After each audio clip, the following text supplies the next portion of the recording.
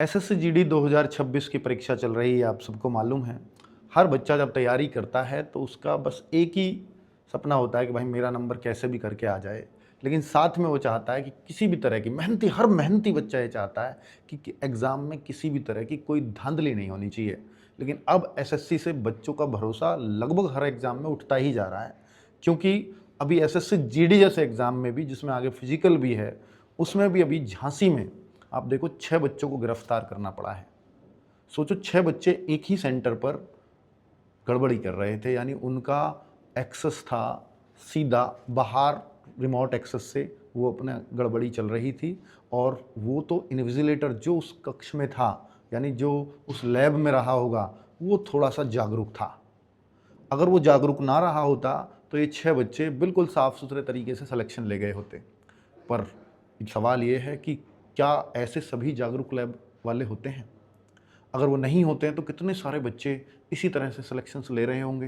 SSC को ये तो निकालना पड़ेगा सॉल्यूशन कि इतना आसानी से रिमोट एक्सेस हो क्यों रहा है? दिल्ली पुलिस में भी ऐसे ही खबरें आई थी। जम्मू कश्मीर में आपने सुना होगा कि भाई वहाँ पर दिल्ली पुलिस के ड्राइवर में 10-11 बच्चे और पूरे सेंटर को किस तरह से कब्जा कर रखा था।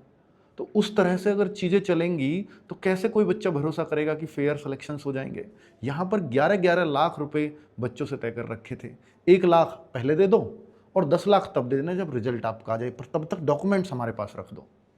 और बच्चे लोग हों या फिर उनको उस एग्ज़ाम में कराने वाले धांधली वाले हों, इनको इतनी सख्त सज़ा मिलनी चाहिए ताकि आगे से कोई इस तरह की सोचे भी ना। क्योंकि मेहनती बच्चा जो अपने हक के लिए दिन रात पसीना बहा रहा है, अगर उस तरह की चीज़ें उसके साथ होंगी तो कैसे कैसे हिम्मत जुटाएगा। सोचो कितने मेहनती बच्चों के एकदम से हौसले पस्त हो जाते होंगे अगर इस तरह की घटनाएं होती होंगी। तो एसएससी को चाहिए कि भाई रिमोट एक्सेस जैसी चीज़ें उसके एग्ज़ाम में हो ही ना। इस तरह के सॉफ्टवेयर डेवलप करने होंगे और एसएससी को इस चीज़ का सॉल्यूशन निकालना होगा जल्द से जल्द, वरना बच्चों का आपके ऊपर से भरोसा लगातार उठता जा रहा है। बच्चों, फिलहाल ये इस तरह की खबर आई है और आप लोगों से भी रिक्वेस्ट है कि ऐसे चक्करों में ना पड़ें। अब इन सभी बच्चों की ज़िंदगी तो बर्बाद होनी ही है, तो आप सब ऐसे चक्करों में पड़ते हो, इसलिए शायद वो सब जो आपसे आपसे डील करने वाले होते हैं तो वो आपसे शायद ऐसे ही बहला फुसला के वो आते रहेंगे